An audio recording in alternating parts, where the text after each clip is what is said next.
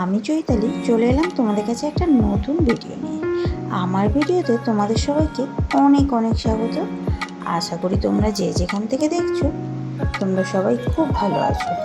আমিও কিন্তু বেশ ভালো আছি।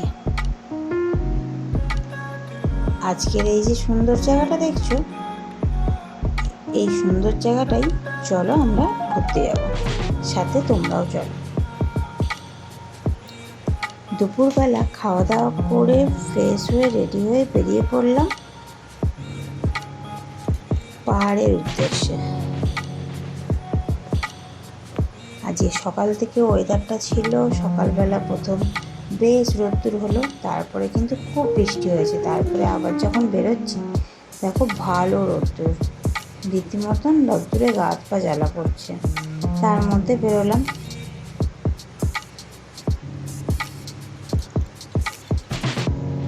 কিন্তু আকাশে একটু মেঘ হয়েই আছে, দেখো কি সুন্দর লাগছে মেঘটা। ফাঁকা রাস্তা, দুপাশে গাছে ভর্তি, আর সুন্দর মেঘের মাঝখান দিয়ে আমরা চলেছি। আজকে যাব জিরিবাম পাহাড়ে। জিরিবাম পাহাড়ে আগেও আমি গেছি, তোমাদেরকে আগেও ভিডিও দিয়েছি, কিন্তু আজকে আছে আরও অনেক নতুন নতুন কিছু,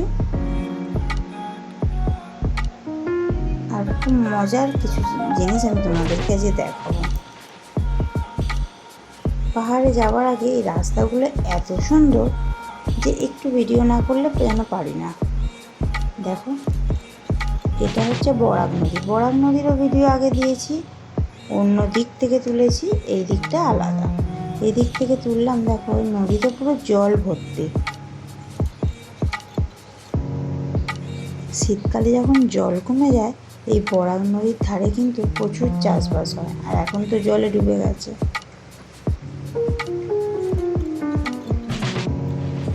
এত হাওয়া দেখে আমার ছেলে কিন্তু মাথা পুরো নাবিয়ে দাঁড়িয়ে আছে।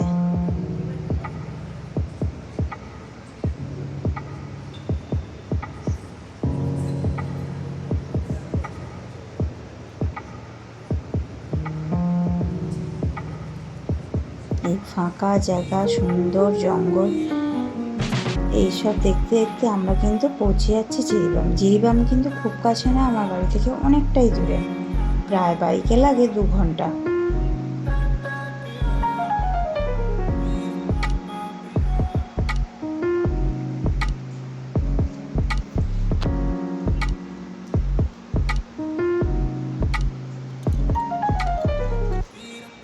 এই দেখো, আমরা চলে এলাম প্রথমেই কিন্তু আনারস কিনতে।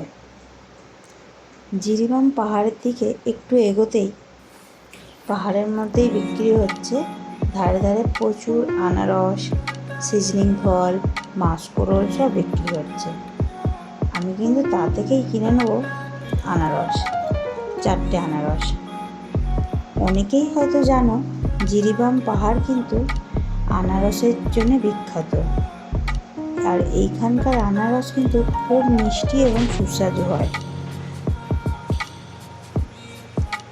তাই আমরাও ভেবেছিলাম আজকে জিরিবাম থেকে আনারস নিয়ে আসবো, তাই এসে প্রথমেই কিনে ফেলছি আনারস। দেখো 4টে আনারস কিনেছি।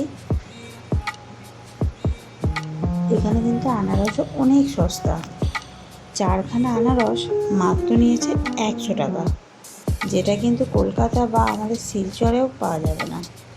আমি শিলচর থেকে আনারস কিনেছিলাম সিঙ্গেল আনারস 50 টাকা, সেখানে এখানে 100 টাকা। আর এই যে পানটা দেখছো, পান সুপারি, এই পানটাকে আর সুপারিটাকে মনে হয় কি তমলুক নাকি একটা বলে, তম্বুর। এইটা তম্বুরটা খেলে নাকি এই সুপারিটা প্রচণ্ড মাথা করে, এইখানে এটা ফেমাস, তাই আমি একটা কিনে নিলাম। কিনে নিয়ে দেখো আজকে ওই ধারটায় পুরো লরিতে ভর্তি, সামনে নাকি পাহাড় থেকে অনেকটা রাস্তা ধস নেবে আটকে গেছে, যার জন্য লরিগুলো কিন্তু পুরো জ্যাম করে দিয়েছে। তাই ওইদিকে যে চা বাগান বলছে, ওইদিকে যে আনারস বাগানের সৌন্দর্য সেটা আমি পুরোপুরি তোমাদেরকে দেখাতে পারছি না। এই ধার দিয়েই যেতে যেতে আমি কিছু জায়গায় আনারস বাগানের ভিডিও করছি,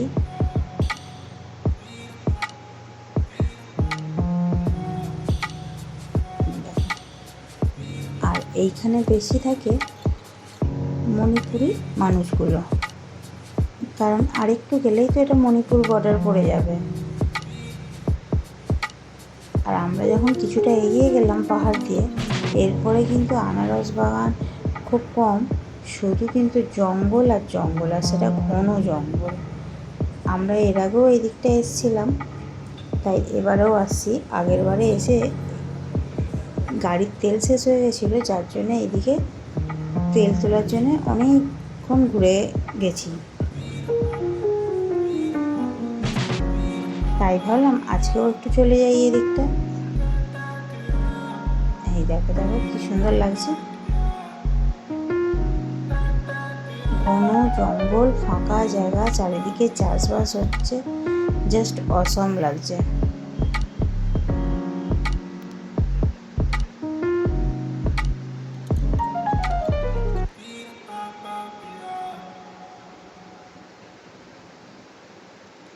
এই রাস্তার অপরূপ সুন্দর এই দৃশ্য যতই দেখি না কেন আমার তো মন ভরেই না, যেন মনে হয় দেখেই যাই। আর তোমরাও দেখেছো, আমি এরকম ভিডিও কিন্তু বারবার নিয়ে আসি।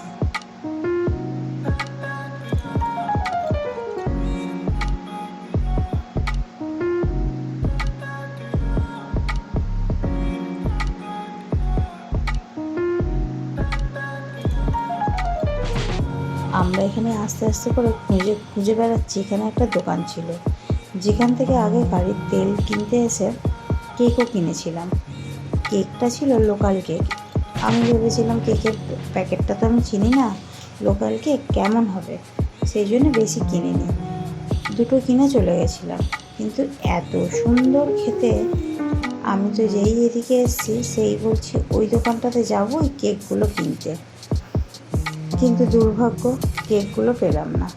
তাই একটু ছেলে কুরকুরে নিয়ে নিল, ওটা নিয়েই চলে আসবো।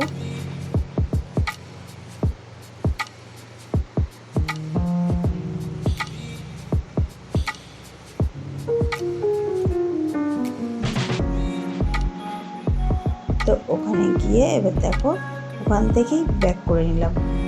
ব্যাক করে কুরকুরে খেতে খেতে আমরা চলে আসছি। আরও একটা সারপ্রাইজ আছে কিন্তু তোমাদের জন্যে, ভিডিওটা না টেনে পুরোটা কিন্তু সাথে থাকো।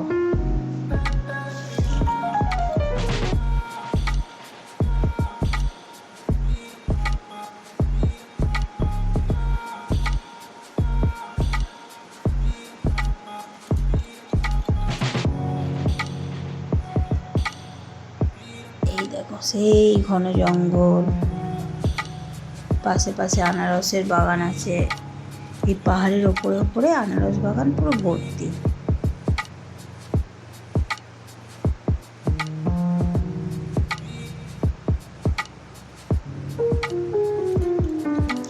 একদম টাটকা আনারস, চাষিরা গাছ থেকে পেড়ে এনে বিক্রি করছে। সেই জিনিস কেনার অনুভূতি একটা বিশাল, সেই আনারস হোক আর যাই হোক। এই দেখো এইটাই হচ্ছে সেই জায়গা, ওইখানে পাহাড়টা দেখা যাচ্ছে, ঠিক 4খানা পাহাড় দেখা যাচ্ছে।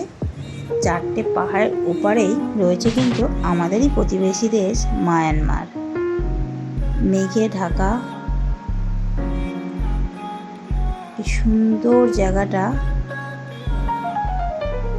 দেখো তোমাদের কেমন লাগছে, মায়ানমারের বর্ডার ওটা। কি সুন্দর লাগছে শুধু দেখো, যেন মনে হচ্ছে এই তো কাছে, এমন কিছু দূরেও নয়। 4টে পাহাড় পেরোলেই মায়ানমার, চলে যাবে বিদেশ। এই যে নিচেটা হলো এরকম খাদ।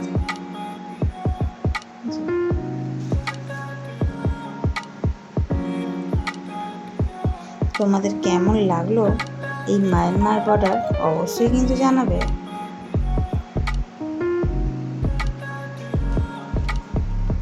মায়ানমার বর্ডার থেকে বেরিয়ে পড়লাম, আবার পাহাড় থেকে নিচের দিকে নেমে যাচ্ছি।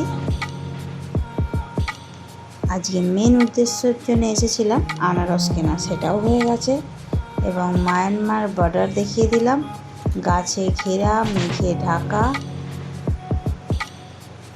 মায়ানমারের বর্ডার। এবার পাহাড় থেকে নেমে একদম পাহাড়ের গোড়ায় এই মাঠটা রয়েছিল। বেশ কিছু বাচ্চা খেলছিল, সেখানেই আমার ছেলে দাঁড়াবে বলল, তো আমরাও দাঁড়ালাম। দেখো এখান থেকেও কি ভালো লাগছে। দেখো এই পাহাড়ে কিন্তু প্রচুর জায়গা পুরো জঙ্গলে ঘেরা। এই মাঠটারও দেখো পুরো পাশে পাশে পুরো একদম ঘন জঙ্গল। এখানে বাচ্চাগুলো খেলছে, এখানে কটা বাড়ি আছে, রাস্তার ধারে ধারে কটা কিছু বাড়ি আছে। আর এইখানে দেখো কি সুন্দর মাচা করা, এখানে আমার বর বসে আছে, ছেলেটাও লাফালাফি করছে।